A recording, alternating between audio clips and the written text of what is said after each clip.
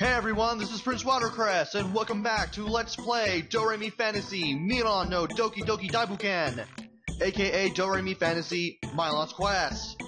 When we last left off, we had completed the first 4 levels of World 1, Journey Forest. Stage 5 time, let's go. And something's just not right with these bush enemies.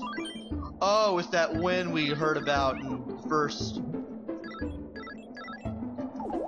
house that we were in, which was Milan's house. And yeah.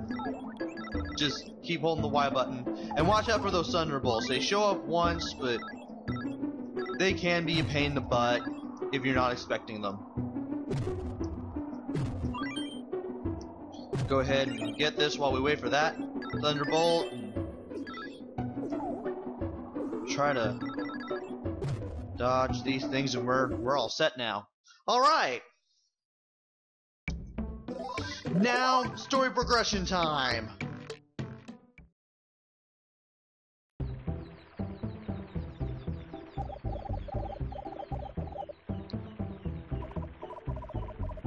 Yep, this is Tosa, who we found out about at the beginning of the game.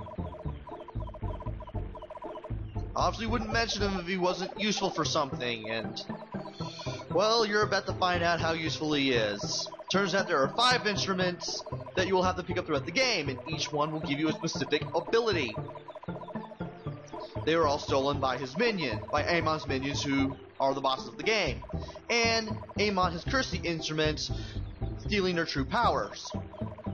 You will have to grab a star from each stage in future worlds in order to unlock the instruments.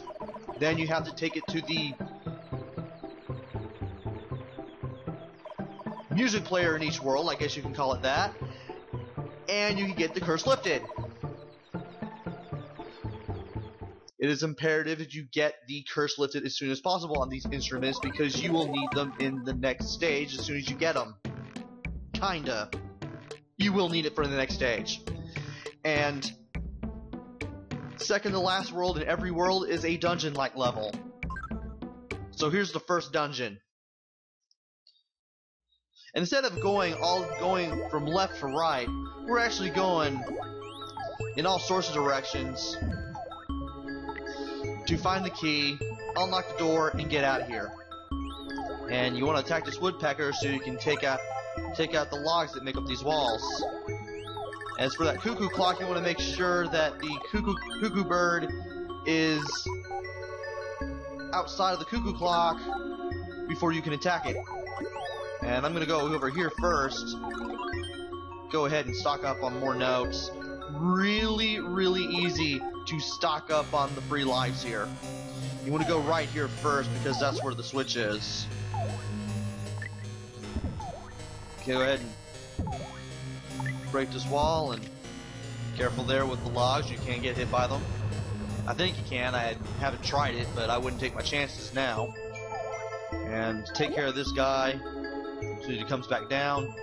You're able to go to the left here now, and you want to watch out with these guys with the axes, because if you get too close, especially on your way up these platforms, they will strike in both directions with the axes after they just stop right in front of you, and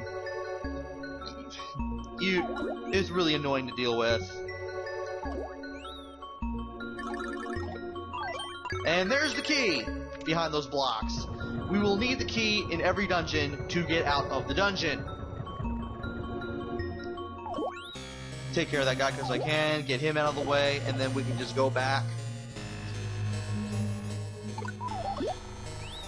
Now, if you went all the way right as soon as you saw those Pinocchio statues that let you go up and down just by standing on their noses that go in and out, you would have been stopped by a wall before you could go any further. Now that wall is open because we hit the switch in the upper floor, and now that we have the key, we can go ahead and open the key door up. Just have to stand in the right spot, just kind of stand in the center, and then you can press up to unlock the door. And after every dungeon is the boss. finally, here's the first one, which is some little wooden robot. You can jump on his head, or you can hit him with the bubbles. I prefer to hit him with the bubbles. When he climbs up the tree, watch the top of the screen so you can tell where he's going to land. Sometimes he'll shoot out a boxing glove, sometimes he'll just throw a bird out. Either way, that gives you enough time to get a few hits in. And this boss is really easy. He's basically the first of Amon's henchmen, and he's easiest one to get rid of.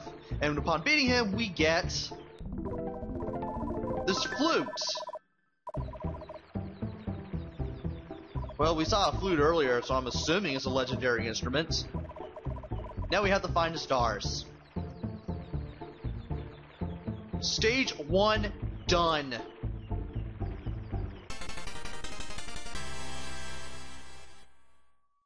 Thankfully, there's a password system for this game.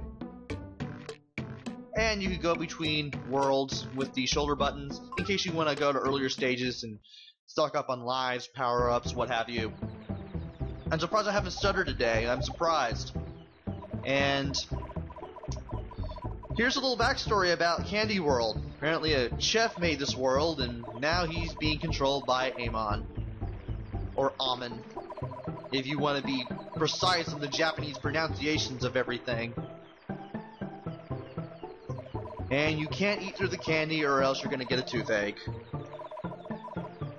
And it's getting a huge impassable wall that nobody can get through.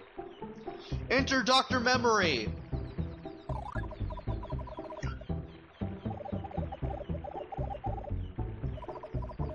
And he has two Bombermen, a white one and a really angry black Bomberman.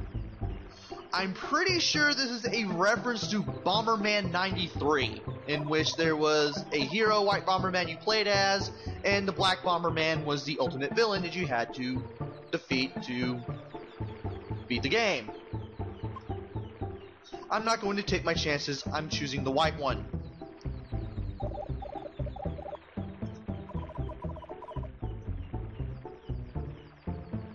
Yeah, I wouldn't trust an angry Bomberman. And he tells us to stand back. Well, of course you stand back from your bombs. It's a Bomberman bomb. At least it didn't go in 4 directions. But nevertheless, I would have stayed away from it anyway. If you chose Black Bomberman, you would have found out he was a jerk. Just like in Bomberman 93. And now we take it right on a cork and rock it to the other side.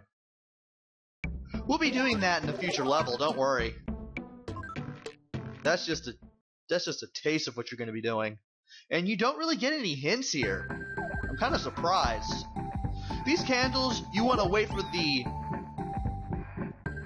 flame at the top to go out.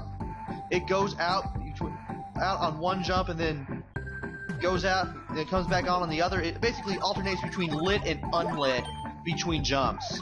As soon as it hits the ground, it'll go from the current state to the other one. And here's the start for the first level already. That one was easy. Others will not be as quick or as easy to find. But thankfully, it's never really this bad in the game. And you don't want to touch the flame on these seesaws because you will get burned and you will take damage.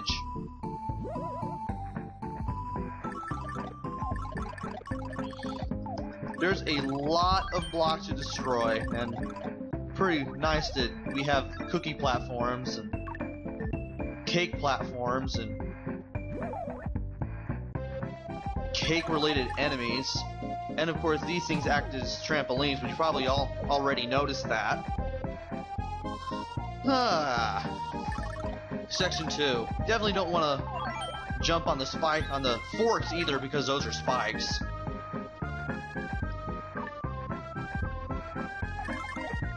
I'm gonna leave that there at first, so that way when the candle jumps to the left, he'll bounce back to the right, and then I can hit him. I can still get up there, don't worry. Alright, time to go to the right here. Do some exploring. Of sorts. Yeah, you want to avoid those two. Up. There we go. You should usually go after every block you find. Unless I say otherwise. Alright, now we can shoot 3 on the screen at the same time. If we collect any more of those icons, we'll just get 10 notes. We're already at max. What is it with all these old school games and 3 platforms on any screen, on any time on the screen at any given time? And cake gophers. Yeah, the orange slices serve as boulders, but if they fall off the slope and hit the ground and lose all momentum, a cake gopher comes out and eats it. It's the little things. And is there anything else I can do here? I hope so. Oh, there is. Alright, if you get another life after you max out at 9, instant invulnerability. I don't care if you collected either a 1-up or 100 notes. You will get invincibility every single time. And the best way to deal with these monkeys that throw pancakes to the sides above you, just wait for them to get above you. Hold Y, do that. That'll take care of them in an instant. And I'm going to go ahead and end it here. Tune in next time where we take on more of Candy World and get closer to that chef at the other end of the world. So until then, this is PrinceWatercress. Take care, stay safe.